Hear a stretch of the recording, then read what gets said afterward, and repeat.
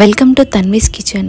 ఈరోజు నేను యమ్మీగా ఉండే సొరకాయ పాయసం చూపించబోతున్నాను. ముందుగా ఒక బౌల్లో 1 టేబుల్ స్పూన్ సగ్గుబియ్యం తీసుకోవాలి.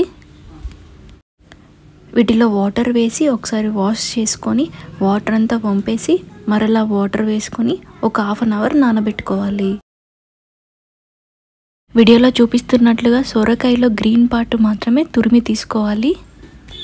స్టవ్ వెలిగించి స్టవ్ మీద ఒక ప్యాన్ పెట్టుకొని అందులో కొద్దిగా నెయ్యిని వేసుకోవాలి. వేడైన తర్వాత చిన్న ముక్కలా కట్ చేసుకున్న కాజును వేసుకోవాలి. ఇప్పుడు ఈ కాజును కొద్దిగా ఫ్రై చేసుకోవాలి. ఇందులోనే కిస్మిస్ని కూడా వేసుకొని ఫ్రై చేసుకోవాలి. మీ దగ్గర ఏ డ్రై ఫ్రూట్స్ అందుబాటులో ఉంటే ఆ డ్రై ఫ్రూట్స్ని ఇందులో వాడచ్చు. బ్రౌన్ కలర్ వచ్చాక వీటిని ఒక ప్లేట్లోకి తీసుకోవాలి. ఇదే నెయ్యిలో సొరకాయ తురుము కూడా వేసుకొని ఫ్రై చేసుకోవాలి.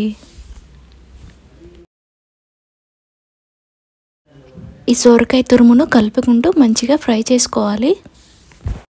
ఈ పాయసం టేస్ట్ అంతా ఈ సొరకాయ తురుమును ఫ్రై చేసుకోవడంలోనే ఉంటుంది. సొరకాయ తురుమును ఎంత బాగా ఫ్రై చేసుకుంటే పాయసం అంత టేస్టీగా వస్తుంది. చూడండి, మనం సొరకాయ తురుమును ఫ్రై చేస్తుంటే కొద్దిగా వాటర్గా అనిపిస్తుంది కదా. ఈ వాటర్ అంతా పోయేంత వరకు ఈ సొరకాయ తురుమును ఫ్రై చేసుకోవాలి.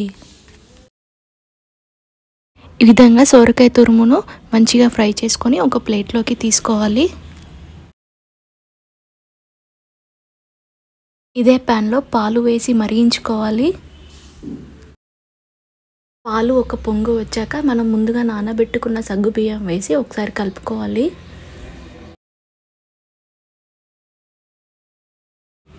కలుపుకుంటూ ఈ సగ్గు బియ్యాన్ని ఉడికించుకోవాలి. సగ్గు బియ్యం 70% ఉడికిన తర్వాత మనం ముందుగా ఫ్రై చేసి పెట్టుకున్న సొరకాయ తురుమును ఈ మరుగుతున్న పాలల్లో వేసుకోవాలి. ఒకసారి కలుపుకొని ఈ సొరకాయ తురుమును కూడా ఉడికించుకోవాలి. సొరకాయ తురుము ఉడికాక ఇందులో స్వీట్నెస్కి తగ్గట్టుగా షుగర్ని యాడ్ చేసుకోవాలి. మనం వేసుకున్న షుగర్ కరిగిపోయేటట్టు ఒకసారి కలుపుకోవాలి. ఈ పాయసం కొద్దిగా చిక్కబడ్డ తర్వాత ఇందులో కండెన్స్ మిల్క్ను యాడ్ చేయాలి, లేదంటే కోవా అయినా వాడచ్చు. చిక్కబడితే సరిపోతుంది. మనం ముందుగా ఫ్రై చేసి పెట్టుకున్న డ్రై ఫ్రూట్స్లలో కొన్ని మాత్రమే యాడ్ చేసుకుంటున్నాను.